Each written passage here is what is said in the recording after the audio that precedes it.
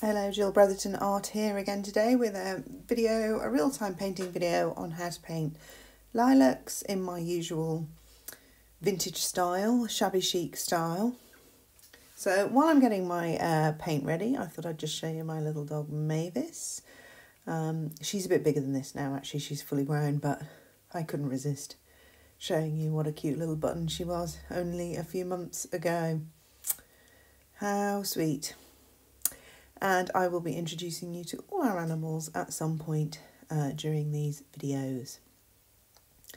So let's get started with this painting, and I'm going for a cool muddy colour in the background here.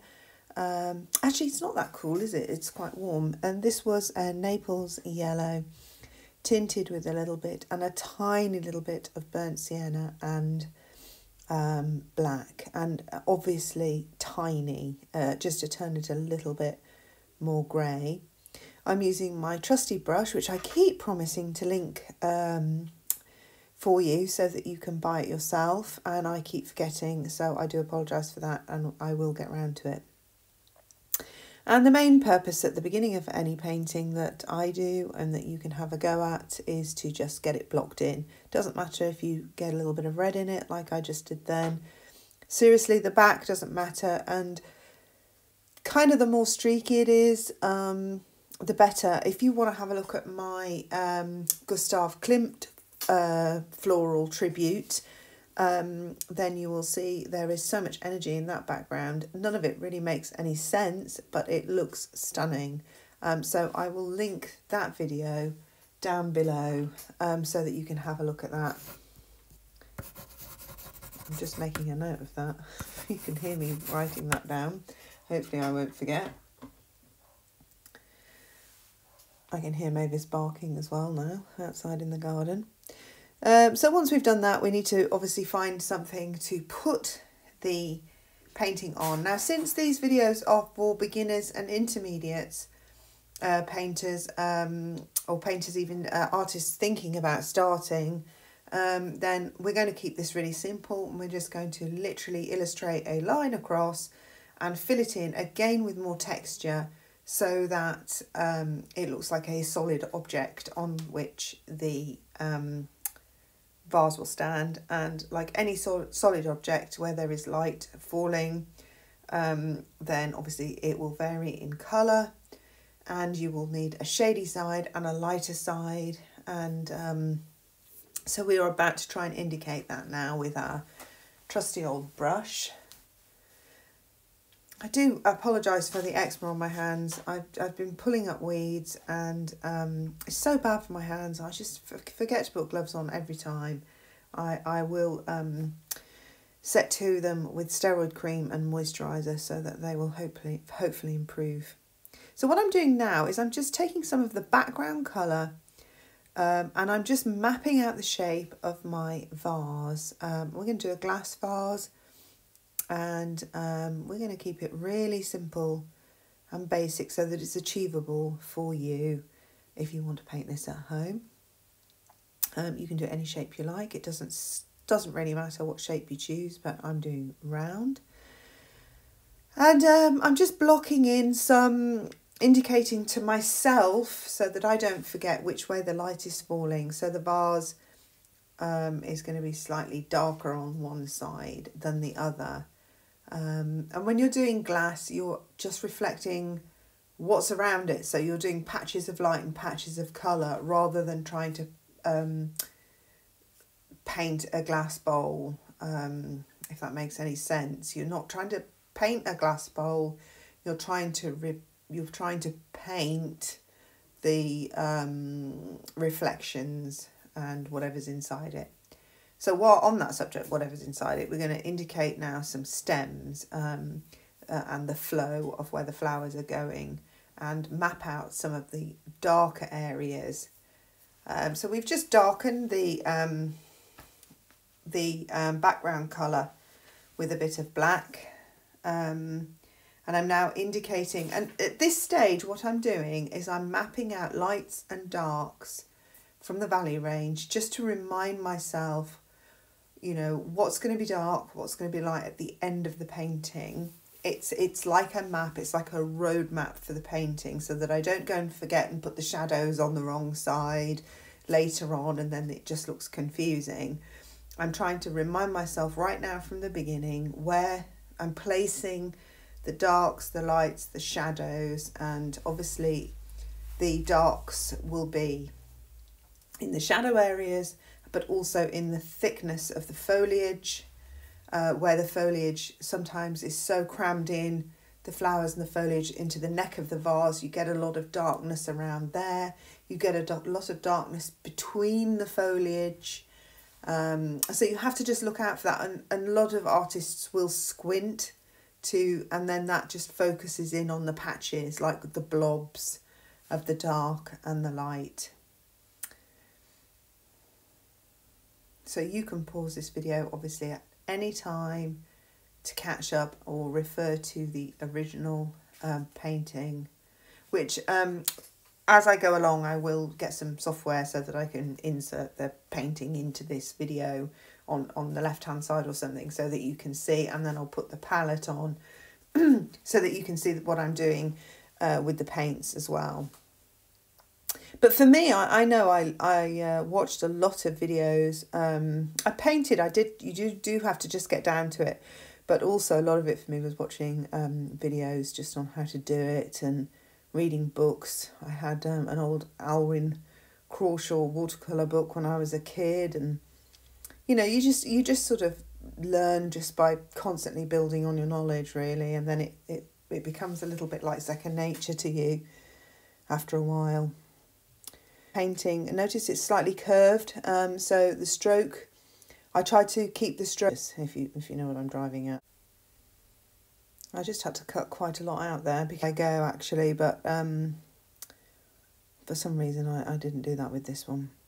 So what I'm doing now is I've got myself some darker purple, which I've mixed some alizarin crimson in with some French ultramarine blue to try bloom. And obviously you will start with, unlike a watercolour where you would build up to the dark details, in an oil painting generally with the darker under colours, and then especially with flowers where the depth of the petal is much darker, you will place all that in first. So that's not the darkest dark, but it's not the lightest part of the flower, it's the mid-range. And that is also a slightly different colour, it's a warmer red colour. Now this is not giving you detail, obviously. What this is doing is mapping out, as I said, it's laying myself a road map for the shape of the flowers, trying to make it more three-dimensional looking. And once you've got that bit mapped out, as I know, this one, if I remember, this lilac was kind of split up. It wasn't as well put together as the others. It had little sort of the leaves, the foliage in. But I felt these flowers were a little bit more simple to add the foliage. Not got the cooler underside dark, but then you've also got a warmer dark towards the tip, the underside of the tip of the flower, the flower head. Now in comes where I want. Doesn't matter that it looks like it's coming out of that flower, because I can paint back over that to make it look like it's behind the flower. So don't worry about that. Okay, so now I can't really see the background through the mass around where it meets. Dense a bouquet of flowers. What you want to do is just highlight, instantly recognisable. The others just, the brain just takes it for granted that if you're just doing practice pieces, you may not want to invest the painting. You're maybe just trying out different experiments and different styles in a painting. I must admit, I've got one of the Queen I've been doing, and I don't know how long I've had that painting sitting there, but I still haven't finished it. Which is also inside the glass. Sometimes what I like to do when I'm doing the glass, I'm trying to the stems inside the glass. I'm not quite doing it there, but I think I probably will do it in a minute. What I like to do is just wet my brush with linseed oil, wipe off the paint, and then sort of just run it over in the direction of the vase, you know, where it's roundest or whatever, and run it over that way, and it almost just gives the impression of a very fine piece of glass going around, and it's not at all, it's just oil, but it blends, and it blends the paint that you've got on there. It's very effective, I find. And I'm paying attention now to obviously my lighter side, and I'm paying attention to where the darker elements are inside the vase, where the stems are clustered, and underneath the rim. As I say, this is a very quick demonstration. I don't even think this is going to be 30 minutes.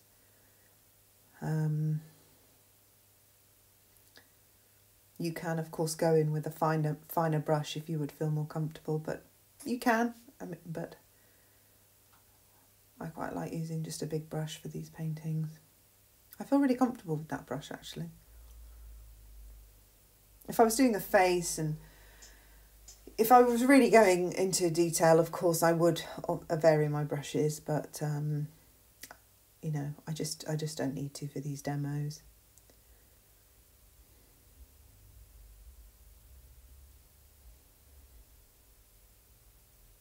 Just now tinkering a little bit with the glass until we get that, till I'm happy with that. I can see I've added too much white there, but I will deal with that. So that's titanium white. So for the lilacs, I probably used, well, I did use the alizarin crimson and French ultramarine blue. I also used a bit of deep red hue where you can see the warmer, redder parts of the lilac. And I also used quinacridone magenta tinted with titanium white. What am I talking about? Titanium white. Restating the shadow under the vase is really important, because your darks, as you progress through the painting, you'll probably realise that your darks maybe aren't even dark enough. They're not fresh enough. Somehow they've absorbed into the other paints, or they've become muddy. So I really would recommend crisping those up. And restating them, which essentially means going over them again. Adding a little touch of light now where the watermark is, and also on the rim. And this is very rough. It's just to give you an idea. It's still very nice. I quite like them rough anyway, like this. I'm very happy with them like this, but sometimes I do more refined paintings. I do enjoy the looser ones, I've got to say. I really do. I just like the way they come out. They just feel more free. And they're more original also, in a way.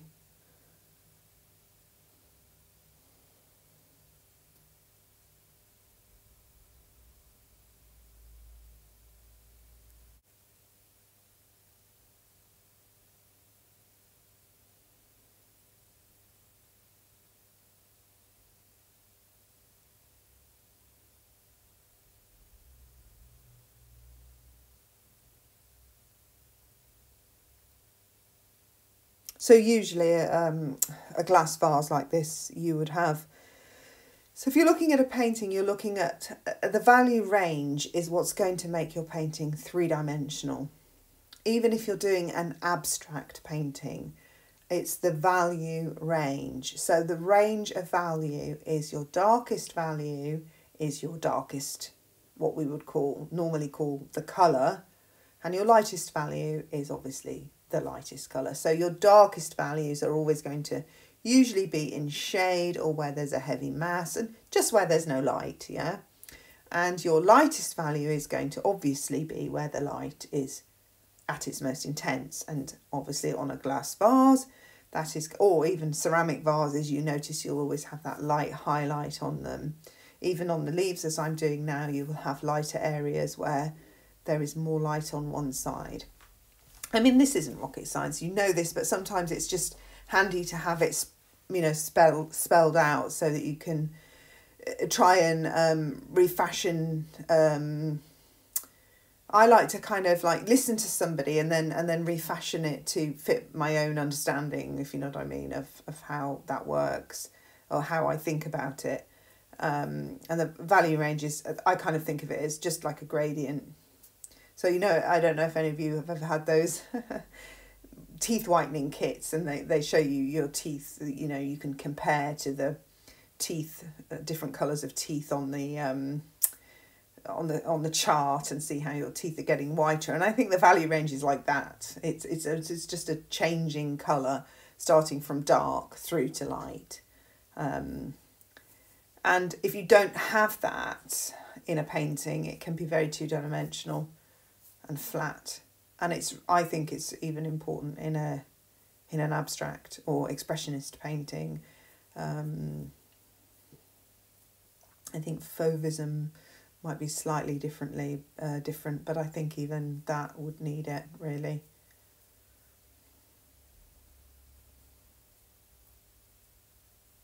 I mean, it's basically like anything, it needs a structure.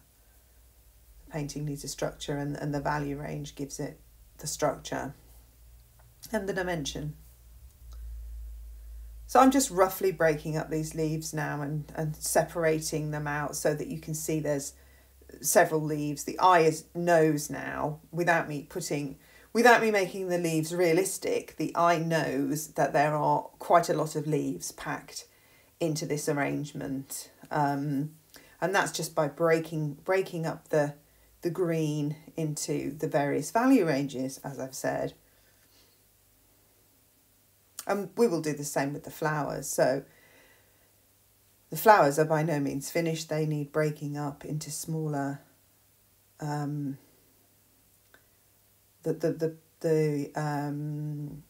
map that I've placed down is just at the moment blocks of colour.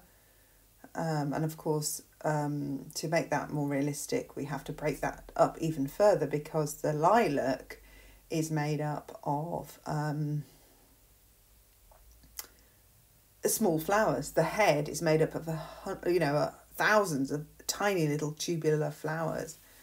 So as you can see, I've just highlighted those leaves there, which just makes them appear as though they're catching more light than the other leaves. And again, even without them having any particular detail, you can now see a kind of energy and a sway in the leaves in this vase. And that is not that difficult to achieve, even if you are a beginner. So I definitely recommend giving my demos a go.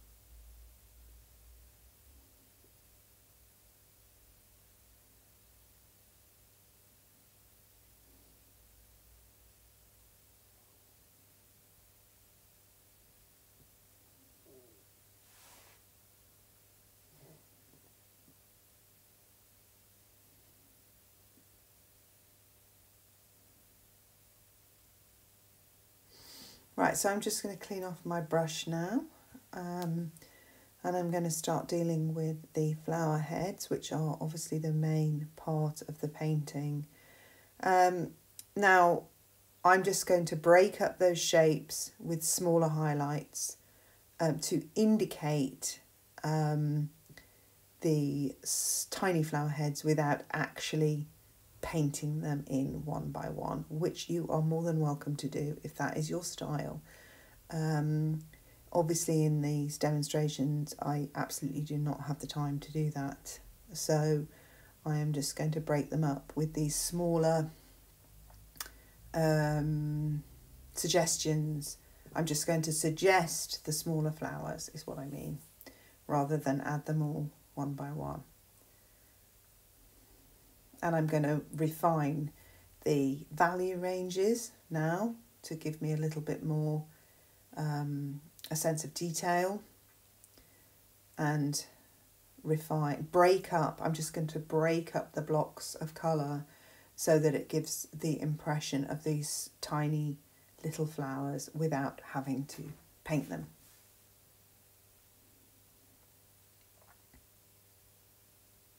And again, I'm going in, restating the darker ones on this side, which I can then lift.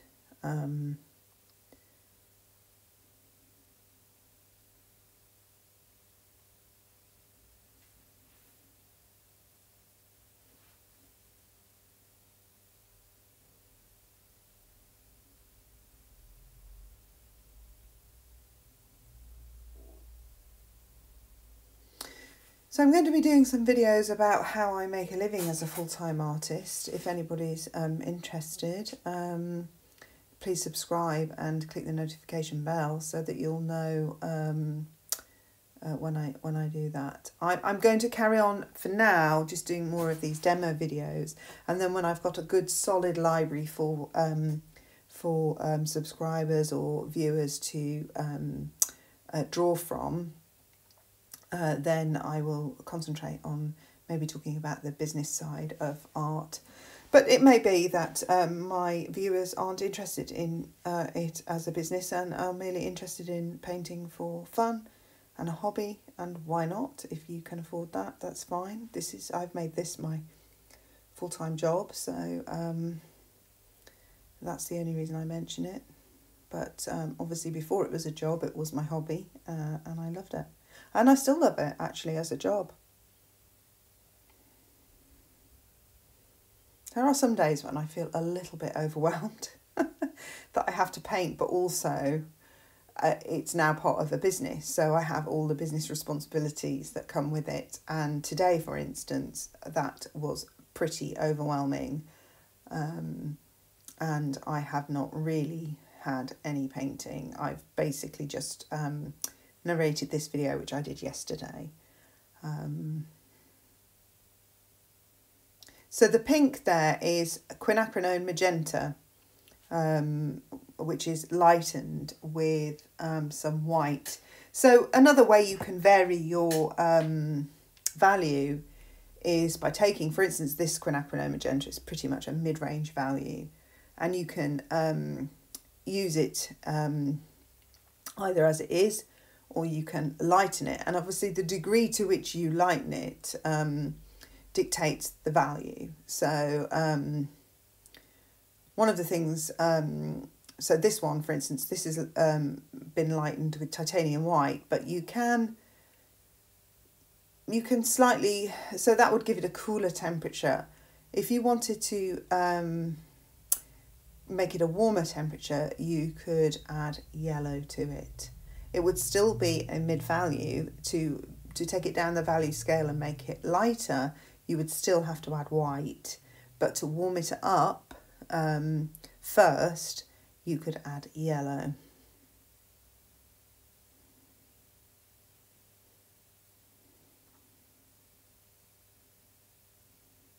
And things like paying attention to the temperature and the value range are, the really simple things to keep in your mind that will make a painting just have a little bit more panache than a painting where there has been no attention paid to these quite important details. Unless you are absolute trailblazer and breaking all the rules and still producing amazing art, then please go ahead and get in touch and show me what you're doing. I'd love to see.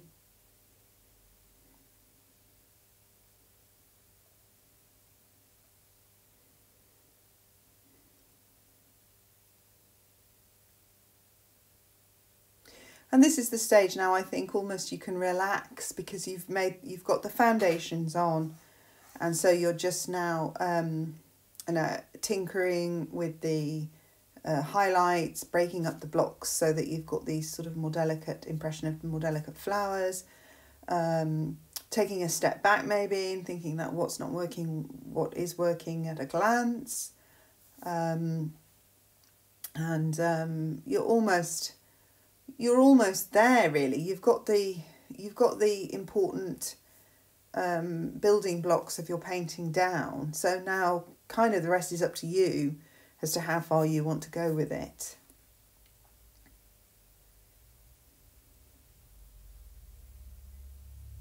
So as you can see, I haven't painted a single flower, and yet, you know, you kind of still know that this is a lilac. It's actually very similar for painting buddleia.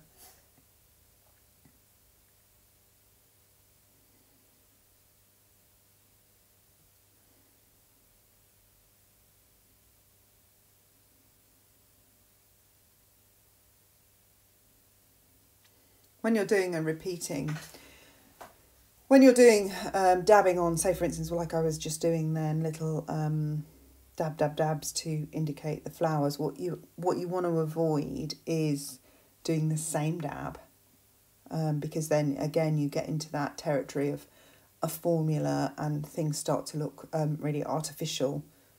So if you find yourself repeating the same brush stroke or dab, you know, really work to try and break that up a bit and twist your brush around or turn it on an angle or something so that you don't, you know, restating again, as I said earlier, restate your values to give the painting depth. So in this case, that restating that value just gave the glass bowl a little bit more depth and a sense that those, you know, the stems are inside it.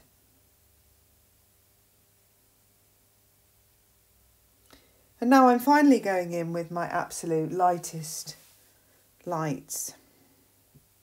Again, you really would not want to overdo this, because if you overdo it and you start going over your dark values or muddying them, it just doesn't, it loses its freshness, and also you lose the value of the white. If there's too much of it, unless that's the painting subject, of course, but if there's too much of it, it's not really a standout. It's not a highlight anymore. It's kind of just a thing that's in the painting. So don't overuse it, because then it just doesn't work in its own way. Okay, sorry about that. My children just rang. I tried to cut it out, but I was also talking, so I didn't quite know how to completely eradicate that. As I was saying, don't overuse the highlights, because then they don't have the value. I mean, as soon as I say this, I'm thinking of a million ways you could justify, you know, doing that. There are no hard and fast rules, so please do as you please. But as this is just my demo, and this is a particular subject that requires a certain treatment, then, you know, I just think this is how I do it. So if you want to paint something like this, this is how you would also do it. But if you want to paint something radical, please do. So I think, so this is kind of the time now, if you were going to really if you wanted a tighter painting with more detail, you could go in now and treat each leaf individually, and you could really make a fuss of, because you will see in each leaf, if you look at an actual leaf, especially in the light, it probably has many different shades. So you could put those in and pay real attention to that. And you can also go around your vase, so you can tighten that up so that it's not bleeding in the background. And, you know, you can tighten it up and neaten it up and do what you want. But, you know, your work is done, really. The hard work is done. Anyway, all that's left to say is please subscribe to support this channel.